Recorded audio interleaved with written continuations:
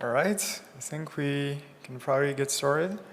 Thanks everyone for coming to this one. Hopefully I got you curious with the words ledgers and fungibility in the same slide. So I'm going to try to keep you curious and yeah, hopefully this will be interesting for you all. So we're going to talk here about ledgers and fungibility. But before that, just a quick intro, a few words about me. So I'm Clem, co-founder and CTO of Formance. We're essentially an open source financial infrastructure company. We help fintechs with their core ledgering problems. That's mostly what we do. So you can usually find me in one of these places, so either in Paris in France, where we have part of our engineering team, and also in New York, where we have another part of our team now. So yeah, pleasure to meet you after the talk, if all of this is interesting to you. And before we jump in, one of the reasons I'm here and talking about this is because of this Venn diagram and the fact that the spot in the middle exists, and that probably no one here wants to be in that unfortunate position. Writing software that moves money is hard, and I want to give you more tools, more ideas that you can take home to at least expand your horizon in terms of like how to think about correctness, how to make systems able to handle more complex scenarios, and make sure that we can make this spot in the middle as small as possible. So what are we going to learn today? So we're going to learn a new way that ledgers can fail us and essentially put us in a position where it's extremely easy to lose money. We're going to learn that funds identity can be quite important as well. And we're going to learn that fungibility can be intentional rather than accidental, just like assumed by default. All right. So let's jump straight in. So in order to talk about all of this, we're going to build a small gift card system. So this is a $10 banknote, and this is the best business in the universe. So we're going to be wanting to convert as many banknotes to gift cards as possible. And this is something that a lot of companies do at scale. Obviously, there are a lot of examples about Starbucks, for example, with hundreds of millions on their books of gift cards. So we're going to build a gift card system, and we're going to build the ledgering system to support it. So let's think about how do we want to ledger all of this. So we're going to receive banknotes from customers, and we're going to convert them to gift cards. So we have a set of questions that we want to be able to answer at all times, such as what's the total value of gift cards that we have in our system? How much is there left on gift card 17? This kind of question. So we're going to be relying on a ledgering foundation to build this system.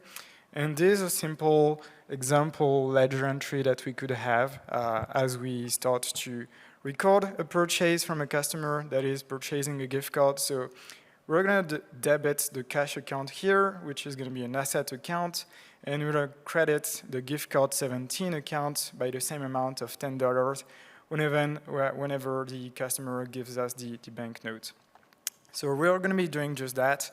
And because this is a very good business, we're going to do it again with another banknote. We are going to this time record the same kind of transaction for gift card 18, which is going to have a value of $10 as well. So far so good. This is the balances that we have in our system. So we have $20 in the cash account, and we have two gift cards, 17 and 18 with $10 each.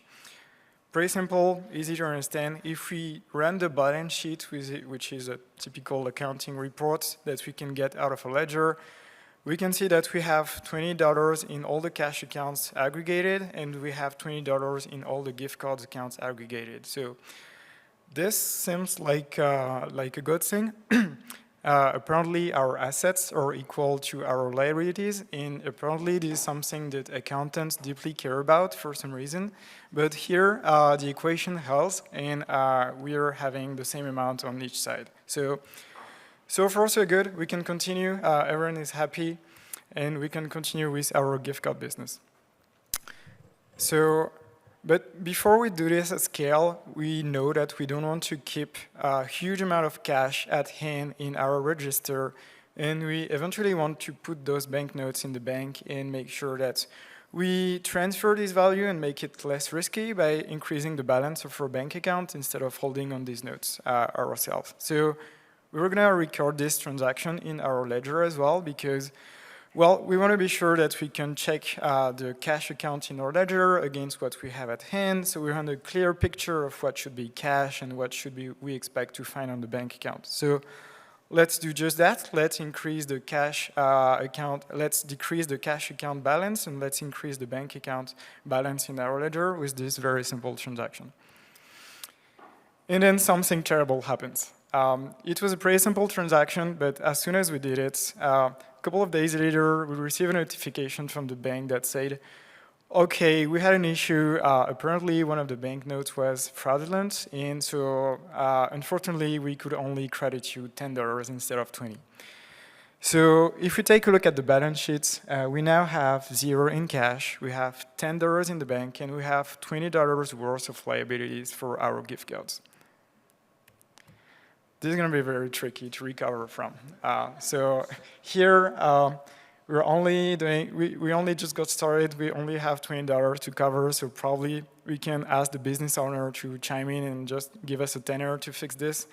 But as we do this at scale, this is a problem that we might run into, and this is a risk issue that we might want to tackle properly instead of relying on cash injections to fix those nasty balance sheets all the time. And there's a set of complex questions that we're going to try to answer in order to get out of this situation. The first one is, okay, what gift cards were paid for with fraudulent money? Because if we know this was fraud, maybe we know that the customer was doing it on purpose, so we're interested in at least trying to know which gift card were paid for with the fake banknote.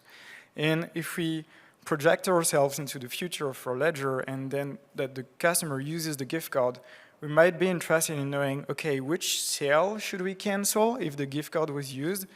So those are pretty complex questions, actually, and if we just take a look at the balances in our ledger, well, we see that we have $0 cash, we have 10 in the bank, and we have 2 gift cards with 10.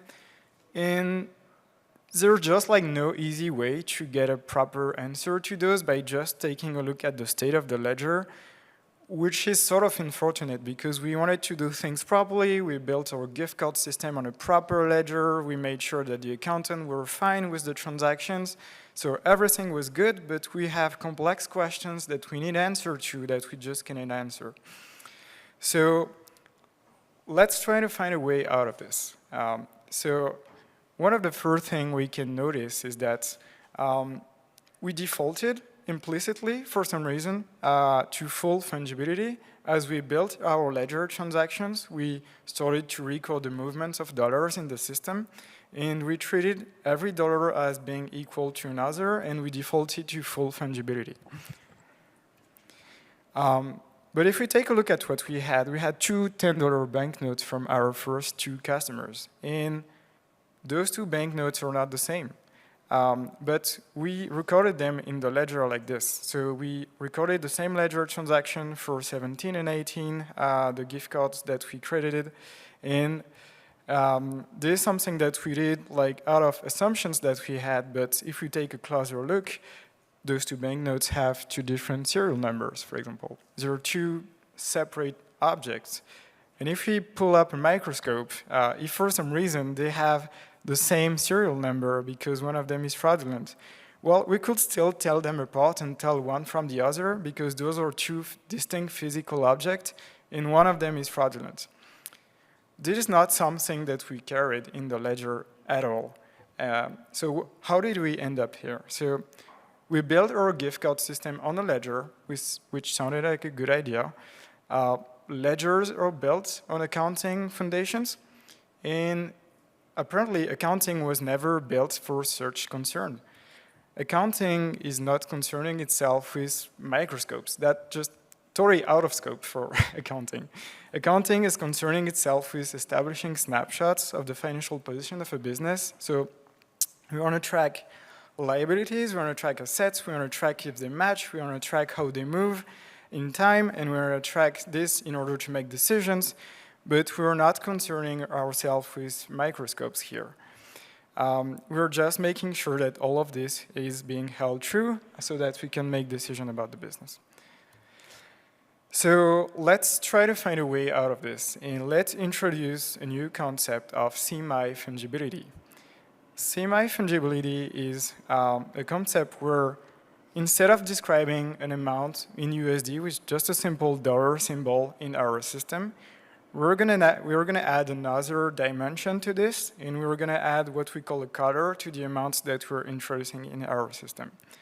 So instead of describing just a $10 amount, we were going to describe a $10 foo dollar amount, for example. Foo could be whatever, but let's stick with foo here. And we're going to set up the rules intentionally about how we can combine those different colors in our system. So if we have an X amount and a Y amount of foo dollars, we can say that the sum of both is X plus Y foo dollars. But on the third line here, the third line cannot be reduced further because we have foo dollars and bar dollars. And essentially, the sum of these is actually already expressed like this. Like, we cannot reduce it further for most of our operations. In the way we define this fungibility model is that those two colors are different and cannot be summed up to form transactions in our system. So this is the toolkit that we have now. And let's try to use it to solve our gift card problem. So we can use colors for many things. We can use colors to describe the state, the quality of money, the identity of funds, and this is what exactly we're going to be doing here. So we're going to use the serial numbers of the banknotes that we introduced, and we're going to just shorten them for the sake of the presentation to ABC and XYZ. So whenever the first customer purchased their gift card, we were going to essentially say that in our ledger, instead of recording a $10 transaction, we're going to record a 10 ABC dollar transaction. So we're going to debit a cash account exactly the same way that we did and create the gift card account 17 the exact same way. The only change that we did is that we introduced this new dimension to the amounts that we have in our ledger. We're going to do exactly the same for the second gift card. So we are going to be doing this, but with XYZ, which is going to be the serial number for the other banknote that we receive, and allocate this to gift card 18 this time.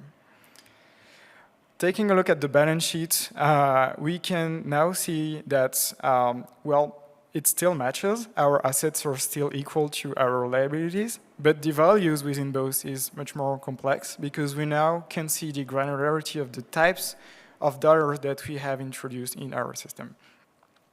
This is not useful yet, but if we take a look at the balances, it starts to be a bit more because we can see that gift card 17 has 10 ABC dollars and gift card 18 has 10 XYZ dollars. Now, going back to the complex questions that we're trying to answer that were just impossible to answer as is. So what gift cards were paid for with a fraudulent banknote? If we're able to tell that the fraudulent banknote is banknote ABC, it becomes a ridiculously easy problem to solve in the sense that we can just take a look at our ledger, try to find accounts with a greater than zero amount of ABC dollars, and that's it. We have our answer. Like, we know instantly which gift cards are impacted. We don't need to do a lot of complex computations. We don't need to download the whole database and run all kind of data analysis on it. Like, we can just make a simple query and get instantly the answer to our questions of which gift card were paid for with fraudulent money. And in that case, it was gift card 17. If we go a bit further, trying to answer the other question about what happens when the money is further down the road in our ledger, we can record a ledger transaction that represents a gift card spending. So here we are going to be having a user that spends $50 on a sale, sale 1, 2, 3, 4, going to be using a combination of gift card 17 and 18, record this transaction in the ledger. A second user, or the same, again, makes another purchase, sale 2, 3, 4, 5, this time only with the remainder of what was on gift card 18. So this time only XYZ dollars and 5 of this. And this is what we end up with on the balance side. So we have a sale 1, 2, 3, 4 with 10 ABC dollars, and a sale plus 5 XYZ dollars, and a sale 2, 3, 4, 5 with 5 XYZ dollars. So back to the question, second question, which sales should we cancel? Well, we again can have an instant answer to that complex question. So we can see that only the sales 1, 2, 3, 4 account is holding some incorrect dollars, like the ABC USDs. So we can go ahead and see if we can try to cancel this sale. So we essentially now have a way to answer this. And both of these questions are answered, and they're pretty easy to answer actually right now. Okay. One thing we can take a look at as well is the other ways we could have tried to answer this question. This is a pattern I'm discussing here. There are a lot of ways to consider these questions about how can we make identity of funds surface more and more explorable in our ledgers. So just going to talk a bit about some other options that we have instead of creating weird USDs in our systems, because not everyone might like this. So essentially, a couple of these come to mind. We could try something around transaction metadata. We can try something around backtracing. We can try to change the structure of accounts we have in our ledger, and we can even try to have multiple ledgers. I'm going to go over them and like see what are the trade-offs for each of these potential alternative solutions. The idea is to give you just keys to explore your own systems. Like, not everyone is in a position to create a new core ledger tomorrow. You might have constraints that orient you towards one of these solutions if you want something like this. So just going to explore this and see what are the trade-offs here. So let's take a look at the transaction metadata approach. So one of the things that helped us like figure out which sale to cancel and which gift card was purchased with fraudulent money was the famous serial number of the banknotes that we registered in our system. So if the moment we knew that ABC was wrong, we were able to tie it back to ABC USD and find the accounts that we had to take into consideration for fraud management. So we can try to take this approach by propagating the serial number of the asset accounts that we debit in the first place. So when we debited the cash main account and created the gift card 17, we could have known that this was banknote ABC and added some kind of metadata on the transaction itself and say that the serial number was ABC. Same for second purchase of the second gift card, say that the serial number was XYZ. So that comes the moment of trying to find which gift card is fraudulent. We can try to take a look in the history of the transactions that we have, see that essentially gift card 17 was involved in a transaction where the metadata is holding the serial number that we're looking for. So it could be some kind of way out of this. It's not the ideal solution that I would recommend at all times because it mostly has two problems. The problem is propagating this metadata. It's very easy for the first transaction, the transaction that debits an asset and credits liabilities, but as soon as you start moving these values throughout your system, for example, with transaction 2 here, it becomes much less obvious relative to okay, what the metadata should be. Should we record both ABC and XYZ on this one? Should we also write down the amounts of which that were used?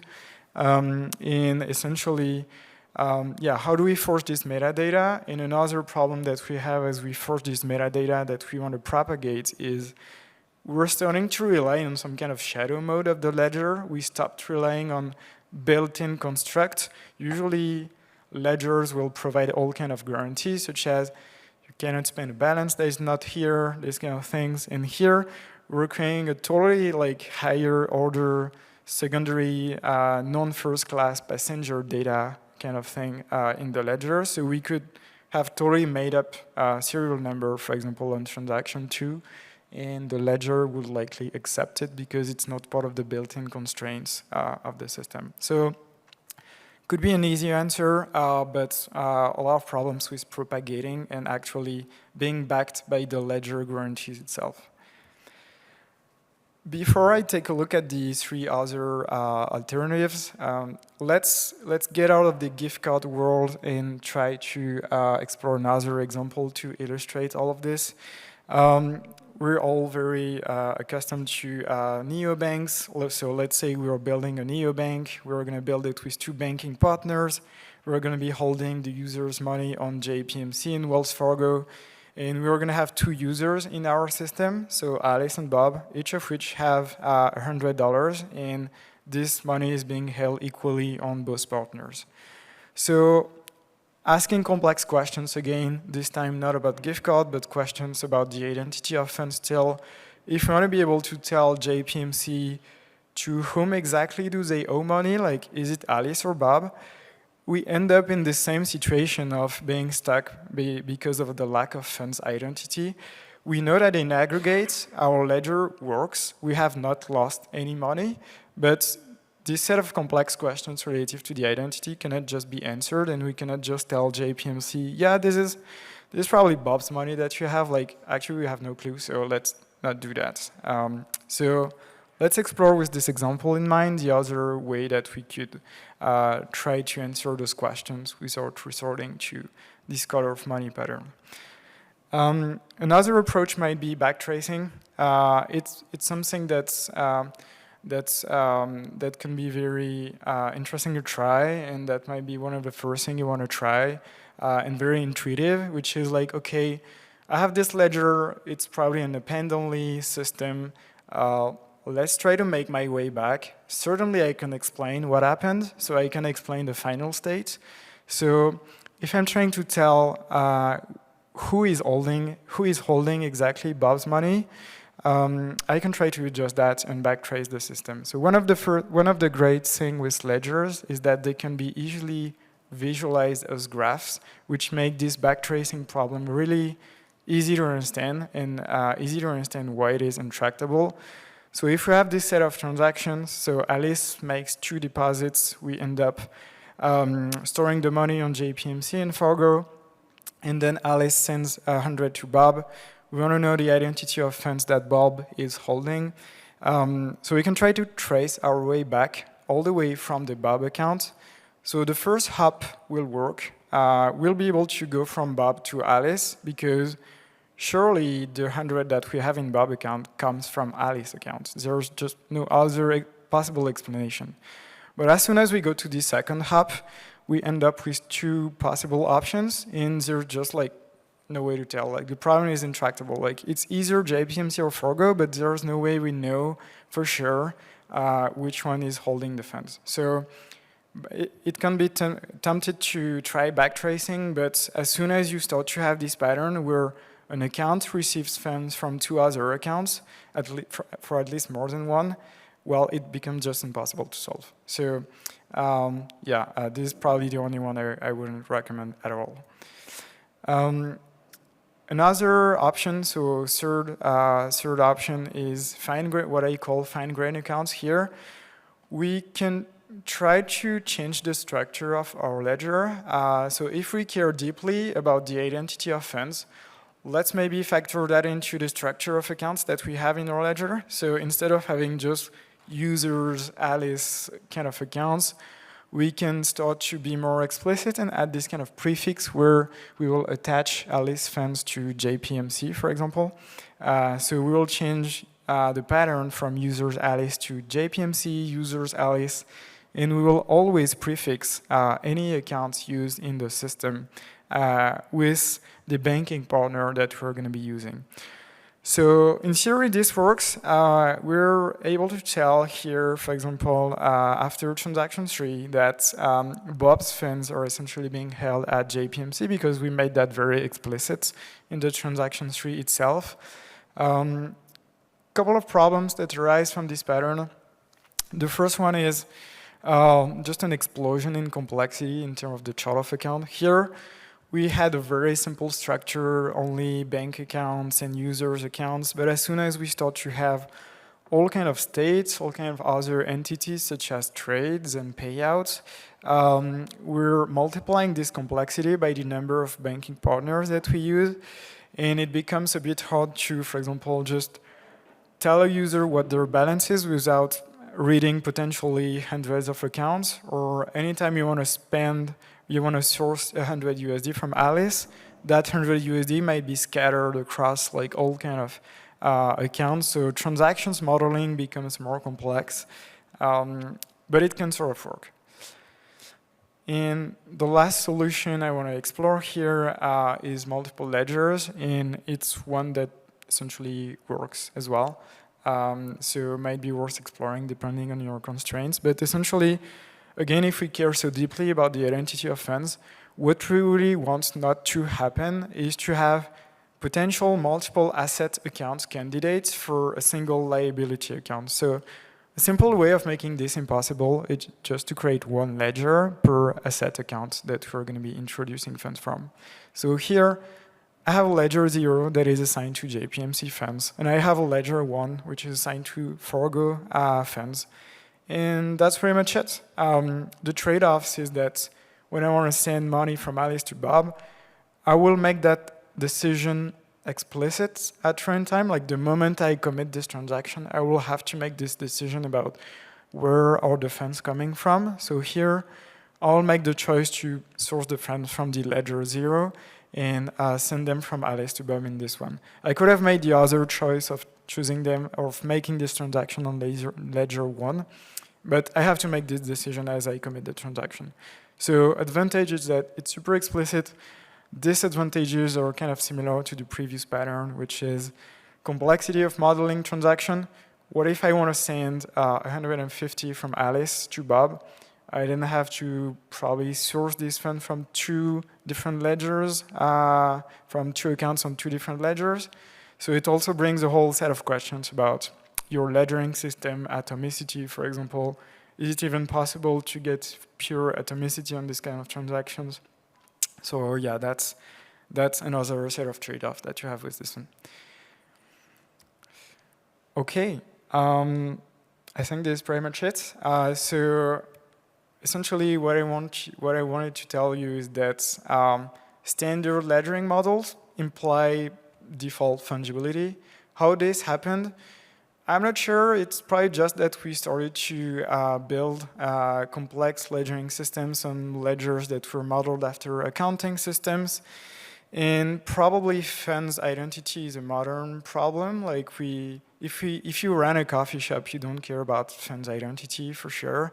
But if you're a fintech, you might be more sensitive to funds identity because it will have all sort of implication on risk or on treasury management, and you're also not allowed to make your own kind of money. Like this is something that you're doing for users, like you're holding funds that are sitting on a bank for your users, but at the end of the day, the identity of funds matter. And full fungibility makes this identity opaque, which can be a problem. But the good thing is that you can be intentional. Like it's not a fatality. You can sit with your friends working on the ledger with you and see if the fungibility model of your ledger works for you, whether it makes sense to consider a dollar, or do you want to introduce different types of dollars in your system? Do you want to use colors to track the identity? This is something that can be possible. You just want to be intentional about it rather than being constrained by your system that is inherited from accounting principles. And that's it. Thanks, everyone.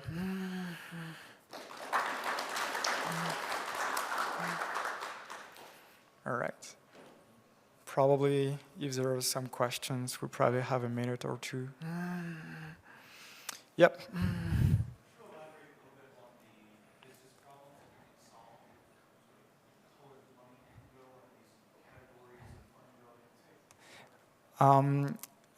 Yeah, just there is no microphone, so I'm just going to try to repeat. Like, are you asking about the different class of problems you can solve with this pattern? Yeah, exactly. So typically, it's really anytime identity matters a lot, either because you need to report to your partner that they're holding funds for a specific user, or you're orchestrating flow of funds where you have constraints about how money can move. For example, in certain marketplaces, you want to do things such as stick to the payment processor used for paying for the payout. Like if the paying was from Stripe, you want to do a payout through Stripe and not like paying from Stripe and payout through PayPal. So in this case as well, funds identity matters because you orchestrate this kind of flows. And you need to be able to tell one kind of dollar from one another in order to orchestrate this. So identity is really a huge class of problem where I like this approach. Other kind of problems involve like whenever you need to track other concerns such as the quality of the funds. I've talked to people with super complex risk model and they care deeply about the state of funds, and they have this kind of like fully settled USD and close to be settled USD, and then the user can, for example, use the close to be settled USD for making a trade, but they cannot be using like not yet settled USD to make that trade. So whenever the state of funds like is really complex, this can be another set of problems that can be solved very well with this kind of semi-fungibility approach.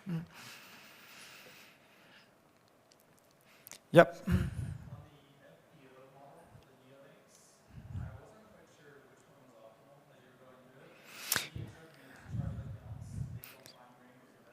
Yeah, essentially, so essentially, I started to take another example, which is the FBO model, to explore alternatives. I would probably still recommend this color pattern whenever it's possible, because this way you can create like JPMC USD, for example, or Forgo USD, and the problem is solved pretty easily. But if for some reasons like you're constrained on a system that cannot accept this kind of innovation in a way, I think the multi-ledger approach is sort of acceptable. There are trade-offs about querying cost and atomicity, and the fine-grained account is really close and can be used as well. Yeah.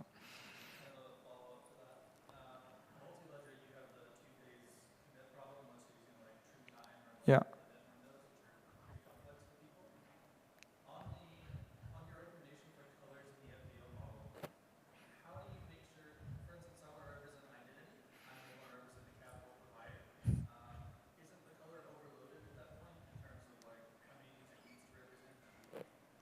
So can you repeat the last part? Is the color overloaded with what? Oh yeah, definitely, yeah. So the question is about using colors for multiple things, and that is, yeah, that is a valid problem. Essentially, if you want to use color to track identities, such as tell apart JPMC USD from Forgo USD, then you can be tempted to start stuffing like all kind of attributes and dimension in the color, such as the state of funds, maybe some other attributes relative to which account exactly is it being stored on. And this is possible, but then the trade-off is that you will need a very good transaction computation model to essentially compute for you which amount to use. Like if you have USDs with 3 colors and you want to do something like send 100 USD from Alice to Bob, then in this transaction crafting process, you will have a lot of computations to make. So you're offloading that complexity to the system that will be in charge of ingesting that send 100 from Alice to Bob to figuring out which amounts to use in the system. This is something that we worked on a lot in my company and the system that we use to craft transaction. Like it comes with this possibility to take into account different dimensions, but yeah, it took a couple of months of work to get there, so it's probably not something you want to do just like as a default. One color is pretty easy to stick to, but if you need more, it will essentially complexify a lot the transaction computation system. All right. Any other question or concern? Disagreements? Violent disagreement? All right.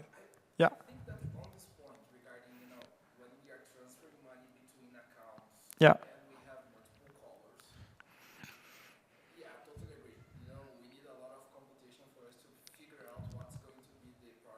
Yeah, exactly. Yeah, yeah.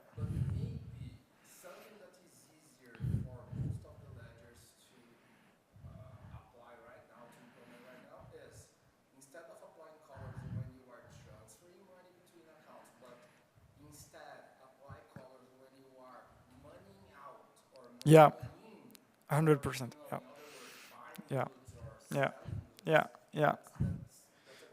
Yeah, so the comment is about yeah, using when to use colors exactly, and that's quite astute. There's a good set of problems around fees optimization that you can sometimes solve with sort of lazy colors like this when we start to get a bit like metaphysical about the whole thing. But like sometimes you want to do sort of color superposition and transmute like a simple color into another one. So yeah, you can essentially change the color only on the last leg. So if you want to do, for example, for payouts and you want to avoid things such as send the user 100 from Stripe and 50 from PayPal and try to optimize to get 150 from the same PSP and avoid like partial, like just reduce the number of transactions. It can benefit from like lazily resolving the color at the end of the graph. So that, yeah, that's definitely astute. Yeah. 100%. Yeah. Yep.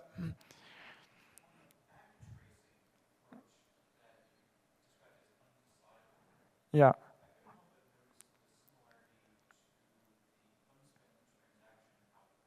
Yeah. Yeah.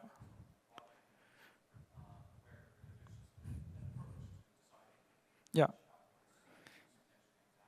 Yeah.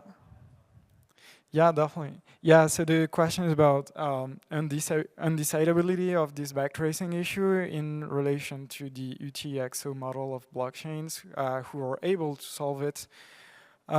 Essentially, I don't have a proper slide, but maybe this one is the closest to how I can comment on that, is that there's a bit more decision being made in the UTXO model at the right time about like the exact source of funds, whether here, more often than not, we don't want to, like, for example, here, we just want to send 100 from Alice to Bob, and essentially, there's a whole question about like when do we make a decision, which kind of ties back to the previous comment. Like for how long do we stay abstract?